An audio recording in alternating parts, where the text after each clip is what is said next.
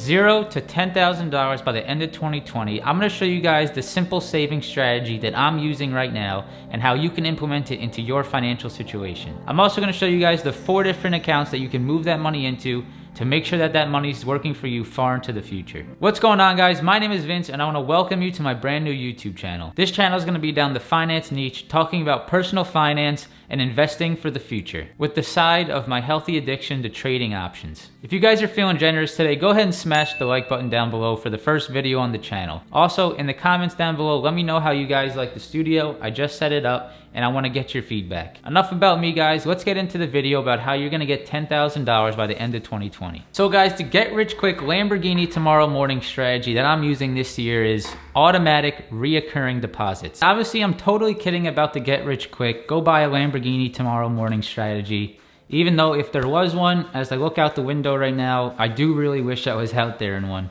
But anyways, back to reality. I want to go over how this systematic approach to saving your money has helped me tremendously and how I think if you implement this into your financial situation will help you as well. So let's go over the first 3 reasons why I think this strategy is extremely important to implement in your financial situation. The first one being that it keeps you from spending outside of your means. So for me personally, I have a Bank of America checking account and I have a Robinhood investment portfolio. Previously, I had an extreme amount of cash sitting in that debit account that made me feel extremely comfortable. Now, yes, that feeling was fantastic and I was buying things and feeling great. I felt like I was really killing it.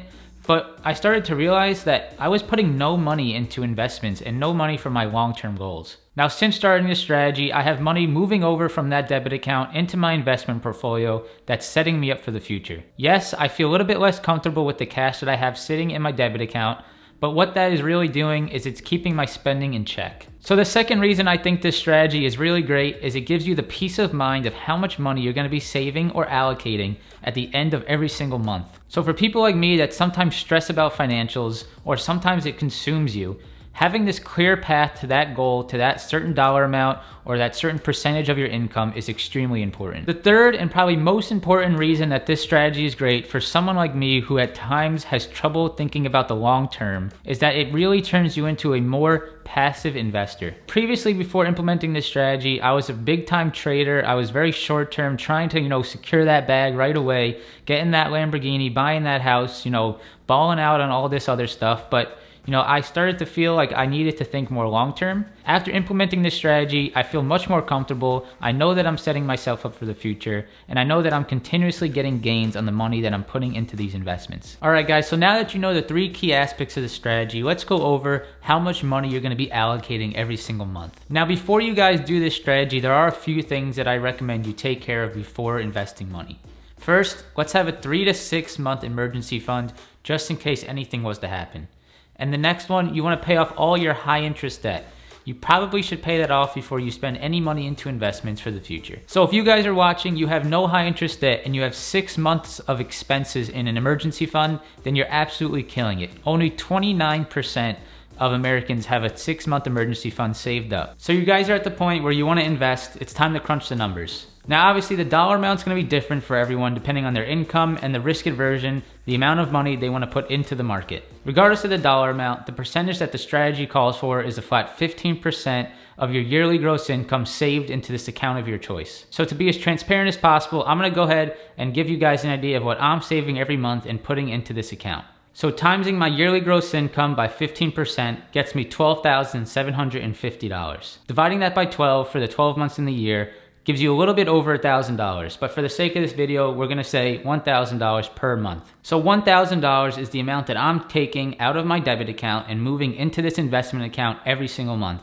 Now from here, I have one of 2 options. I can either move that $1,000 into the account every single month, or I can split it into intervals. So what I'm choosing to do is I'm doing $250 a week, 4 times a month to get to my $1,000 goal. Now the reason I'm doing this is because I'm taking a dollar cost averaging approach to my investing. The dollar cost averaging is just a way to smooth out your investment price over the long term. If you guys have heard of that before, great. If not, I plan on making more videos about different approaches of investing in the market. Now that you guys have a good idea of what I'm putting into the account, go ahead, take your yearly gross income, times that by 15%, and divide it by 12. That's the amount that you're gonna put into this account every single month. Now going back to the second key point that I love about this strategy is that you know exactly how much you're moving into that account every single month, giving you the peace of mind of how much money you're gonna have at the end of the year. Now, if you didn't hit that $10,000 goal, that's okay. Everyone's goal is gonna be a little bit different, so you guys decide what your goal is gonna be for the end of this year. If you wanted to get to exactly $10,000, I think it's a little bit over $830 every single month to hit $10,000 by the end of the year. So now that we know how much we're gonna move into the account, we need to know where we're gonna put that money. So I'm gonna show you guys 4 different options that you can move that money into. All the different options have different levels of risk and different levels of returns. So it's up to you guys to decide how much you're willing to risk with this money. So one of the 4 options that you can move that money into is an investment account like Robinhood or Webull.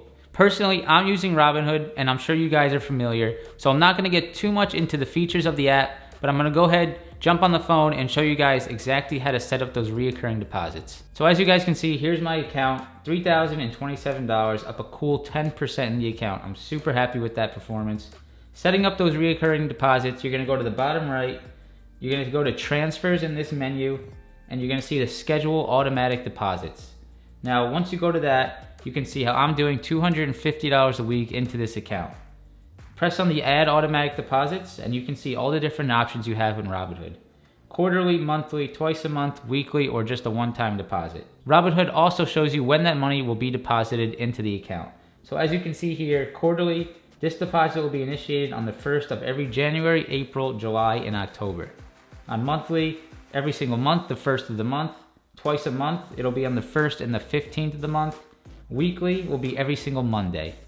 I really enjoy the every single Monday because that gives me a fresh week to invest the $250 that I just put into that account. So as you guys can see, a super easy way to get money into Robinhood and stay on a systematic approach to investing in the market. So guys, the second option, if you're looking for a little bit less risk and a little bit less return, considering the bullish market that we're having today, is a high yield savings account. Now, a high yield savings account is like a traditional savings account, but it yields you a higher interest rate per year. Now, obviously that rate is going to fluctuate depending on the Fed's decision of increasing or decreasing or holding rates steady. Some of the top high yield savings accounts right now are American Express, Marcus by Goldman Sachs, and Barclays, all yielding 1.7% with a $0 minimum deposit. Before purchasing this house, I was moving my money out of the market and into a high yield savings account because I wanted to incur less risk before putting a down payment on the new house. At the time, I think I was getting like 2.1% on my high yield savings account, and since then, as you guys know, rates have been falling and so have the yields on the high yield savings account.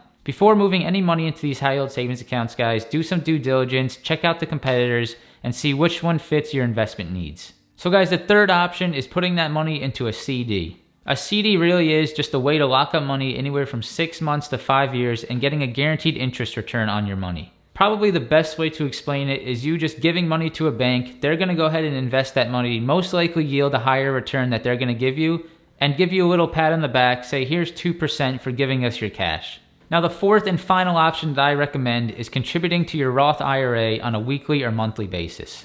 This is very similar to contributing to a Robinhood investment account, except you're investing into a Roth IRA that you'll be saving for retirement. Now, obviously, that money moving into that Roth IRA is going to be going into mutual funds or bonds or anything that you choose to invest it into. But before putting any money into that Roth IRA, just know that there is a maximum that you can put into the account on a yearly basis. I believe it's $6,000 right now, and if you're over the age of 50, it's $7,000. The only negative I see of doing this is you're really making your cash illiquid if you're looking to invest in yourself now, if you're trying to spend money. So personally, for me, I was able to purchase this YouTube studio, my house. If I was to put all that cash into a Roth IRA, I'd really be locking it up, and I probably wouldn't be able to have the stuff that I have today. So guys, that mainly concludes what I wanted to talk about today. To summarize the video, we went over a systematic approach of saving money, how much money you can personally invest on a monthly or weekly basis, and where to move that money every single month or every single week. I hope you guys found some value in this, and I hope that someone out there really does take this advice to heart and starts investing into their future. As you guys know, there is nothing more important than time in investing, and starting at a younger age is only going to yield greater returns in the long term. So guys, if you made it all the way to the end of this video, I sincerely appreciate it. Let me know how I did on my first video down in the comments below. I hope you guys stick around. Go ahead and like the video for me, and I hope to see you in the next one.